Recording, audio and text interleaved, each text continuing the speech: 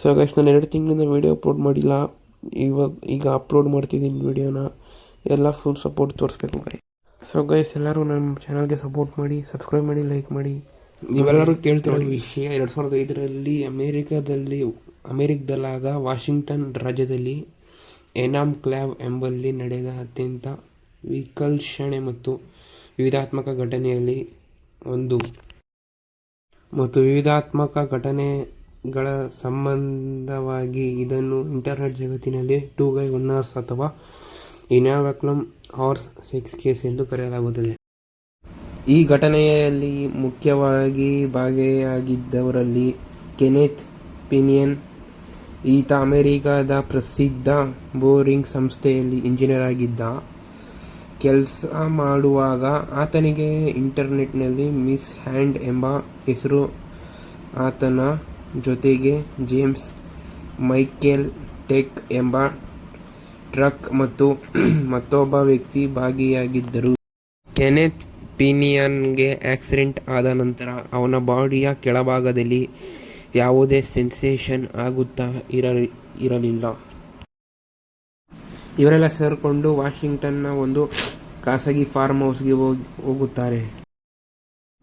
ಅಲ್ಲಿನ ಗಂಡು ಕುದುರೆಗಳೊಂದಿಗೆ ಅಸಹಜ ಲೈಂಗಿಕ ಕ್ರಿಯೆಯಲ್ಲಿ ತೊಡಗಿಸಿದರು. ಅಷ್ಟೇ ಅಲ್ಲದೆ ಈ ಕೃತ್ಯಕ್ಕೆ ಅವರೇ ಕ್ಯಾಮೆರಾ ವಿಡಿಯೋ ರೆಕಾರ್ಡ್ ಮಾಡಿಕೊಳ್ಳುತ್ತಿದ್ದರು. ಕೆನೆತ್ ಇವರಿಗೆ ಜುಪಿಲಿಯಾ ಬೆಸ್ಟಿಲಿಟಿ ಎಂಬ ಮೆಂಟಲ್ ಇಲ್ನೆಸ್ ಇತ್ತು. ಇದನ್ನು ನೀವು ಗೂಗಲಲ್ಲಿ ಹೋಗಿ ಸರ್ಚ್ ಮಾಡಿ, ಮೀನಿಂಗ್ ನೀವೇ ತಿಳ್ಕೊಳ್ಳಿ, ಇಲ್ಲಿ ತೋರಿಸೋಕ್ಕಾಗಲ್ಲ. 2005 ಒಂದು ರಾತ್ರಿ ಕೆನೆತ್ ಪಿನಿಯನ್ ಒಂದು ಬೃಹತ್ ಗಂಡು ಕುದುರೆಯೊಂದಿಗೆ ಅಸಹಜ ಆ ಪದ ನೀವೇ ಅರ್ಥ ಮಾಡ್ಕೊಳ್ಳಿ, ನಾನು ಹೇಳೋಕ್ಕಾಗಲ್ಲ. ತೊಡಗಿದ್ದಾಗ ಕುದುರೆಯಿಂದ ಆತನ ಒಳಗುಡಿಗೆ ದೊಡ್ಡದಾಗಿ ತೀವ್ರವಾದ ಆಂತರಿಕ ಗಾಯ ಆಯಿತು. ಆತನಿಗೆ ತೀವ್ರ ರಕ್ತಸ್ರಾವವಾಗಿ ಪ್ರಜ್ಞೆ ತಪ್ಪಿದಾಗ ಜೊತೆಯಲ್ಲಿದ್ದ ಸ್ನೇಹಿತರು ಆತನಿಗೆ ಕಾರಿನಲ್ಲಿ ಕರೆದುಕೊಂಡು ಹೋಗಿ ಎನಾಮ್ಕ್ಲೇವ್ ಸಮುದಾಯ ಆಸ್ಪತ್ರೆಯ ತುರ್ತು ಚಿಕಿತ್ಸೆ ವಿಭಾಗದಲ್ಲಿ ಮುಂದೆ ಹಾಕಿ ಪೊಲೀಸರಿಗೆ ಹೆದರಿ ಅಲ್ಲಿಂದ ಪರಾರಿಯಾದರು. ಅಷ್ಟರಲ್ಲೇ ಕೆನೆತ್ ಪಿನಿಯನ್ ಮೃತಪಟ್ಟಿದ್ದನು. ತನಿಖೆಯ ನಂತರ ಆಂತರಿಕ ಅಂಗಗಳು ಹಾನಿಯಾಗಿ ಹರಡುವ ಸೋಂಕು ಕಾರಣದಿಂದ ಸತ್ತೋದ ದೃಢೀಕರಿಸಲಾಗಿತ್ತು. ಕೆನೆತ್ ಸಾವಿನ ನಂತರ ಆತ ವಿಡಿಯೋ ಮಾಡಿದ್ದ ಹಳೆಯ ವಿಡಿಯೋಗಳು ಇಂಟರ್ನೆಟ್ನಲ್ಲಿ 2 guy 1 horse ಎಂಬ ಹೆಸರಿನಲ್ಲಿ ಲೀಕ್ ಆದವು. ಇದು ಇಂಟರ್ನೆಟ್ ಇತಿಹಾಸದ ಅತ್ಯಂತ ಅಸಹಾಯಕ ಮತ್ತು ಆಘಾತಕಾರಿ ಶಾಕ್ ವಿಡಿಯೋ ಎಂದು ಪ್ರಸಿದ್ಧಿ ಪಡೆಯಿತು. ಕೋಟ್ಯಾಂತರ ಜನರು ಇದನ್ನು ನೋಡಿ ದಿಗ್ಭ್ರಮೆಗೊಂಡರು.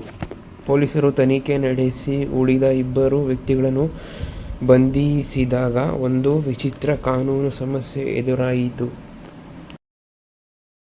2005ರಲ್ಲಿ ಆ ಸಮಯದಲ್ಲಿ ವಾಷಿಂಗ್ಟನ್ ರಾಜ್ಯದಲ್ಲಿ ಪ್ರಾಣಿಗಳೊಂದಿಗೆ ಹೊಂದಿರುವ ಬೆಸ್ಟಿಲಿಟಿ ಕಾನೂನು ಬದ್ಧವಾಗಿ ಅಪರಾಧ ಎಂದು ಪರಿಗಣಿತವಾಗಿರಲಿಲ್ಲ. ಹಾಗಾಗಿ ಕೆನೆತ್ ಜೊತೆಯಲ್ಲಿದ್ದ ಜೇಮ್ಸ್ ಮೈಕಲ್ ಟೆಡ್ಗೆ ಪ್ರಾಣಿ ಹಿಂಸೆ ಅಡಿಯಲ್ಲಿ ಶಿಕ್ಷೆ ನೀಡಲು ಸಾಧ್ಯವಾಗಲಿಲ್ಲ. ಕೇವಲ ಅಕ್ರಮ ಪ್ರವೇಶ, ಬೇರೆಯವರ ಫಾರ್ಮ್ ಹೌಸ್ಗೆ ಅನುಮತಿ ಇಲ್ಲದೆ ನುಗ್ಗಿ ಎಂಬ ಸಣ್ಣ ಅಪರಾಧದಡಿಯಲ್ಲಿ ಮಾತ್ರ ಶಿಕ್ಷೆ ವಿಧಿಸಲಾಯಿತು. ಬದಲಾದ ಕಾನೂನು ಈ ಘಟನೆಯನ್ನು ಇಡೀ ಅಮೆರಿಕವನ್ನು ಬೆಚ್ಚಿ ಬೀಳಿಸಿತು. ಇದರಲ್ಲಿ ಬೆನ್ನಲ್ಲೇ ವಾಷಿಂಗ್ಟನ್ ಸರ್ಕಾರವು ಎಚ್ಚರಗೊಂಡಿತು. ಪ್ರಾಣಿಗಳ ಮೇಲೆ ಇಂತಹ ವಿಕೃತ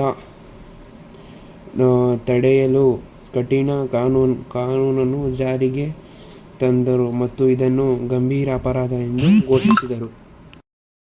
ಈ ಘಟನೆಯ ಆಧರಿಸಿ 2007ನೇ ಇಸ್ವಿಯಲ್ಲಿ ಝೂ ಎಂಬ ಡಾಕ್ಯುಮೆಂಟ್ರಿ ಬಂದಿತು. ಇದು ಅವೈಲೇಬಲ್ ಇರೋದು ಗೂಗಲ್ ಪ್ಲೇ ಮೂವೀಸಲ್ಲಿ. ಈ ಡಾಕ್ಯುಮೆಂಟ್ರಿ ಅವೈಲೇಬಲ್ ಇದೆ. ಯಾರು ನೋಡಬೇಕು ಅನಿಸ್ತದೆ ಆ ಡಾಕ್ಯುಮೆಂಟ್ರಿನ ಹೋಗಿ ನೋಡಿ. ಆ್ಯಕ್ಚುಲಿ ನಾನು ಈ ಡಾಕ್ಯುಮೆಂಟ್ರಿ ಮೂವಿ ನೋಡಿಲ್ಲ, ನೋಡೋಕ್ಕೂ ಹೋಗಲ್ಲ. ನಿಮಗೆ ಬೇಕಂದರೆ ಹೋಗಿ ನೋಡ್ಬೋದು. ಈ ಡಾಕ್ಯುಮೆಂಟ್ರಿ ಮೂವಿ ಗೂಗಲ್ ಪ್ಲೇ ಮೂವೀಸಲ್ಲಿ ಅವೈಲೇಬಲ್ ಇದೆ. ಆ್ಯಕ್ಚುಲಿ ನಿಮಗೇನು ಅನ್ನಿಸ್ತು ಈ ವಿಡಿಯೋ ನೋಡಿ? ಈ ಕ್ರೈಮ್ ಬಗ್ಗೆ ತಿಳಿದಾಗ ಏನು ಅನ್ನಿಸ್ತು? ಇದು ಇಂಟರ್ನೆಟಲ್ಲಿ ಟೂ ಗೈಸ್ 1 hours ಇದು ವಿಡಿಯೋ ಇಂಟರ್ನೆಟಲ್ಲಿ ಈಗಲೂ ಸಿಗ್ತದೆ. ನಿಮಗೇನು ಅನ್ನಿಸ್ತು ಅಂತ ಕಮೆಂಟಲ್ಲಿ ತಿಳಿಸಿ. ಇವತ್ತಿಗಾಗಿತ್ತು ಇಷ್ಟೇ ವಿಡಿಯೋ. Okay bye. ಯಾರು ಸಬ್ಸ್ಕ್ರೈಬ್ ಮಾಡಿಲ್ಲ ಸಬ್ಸ್ಕ್ರೈಬ್ ಮಾಡ್ಕೊಳ್ಳಿ.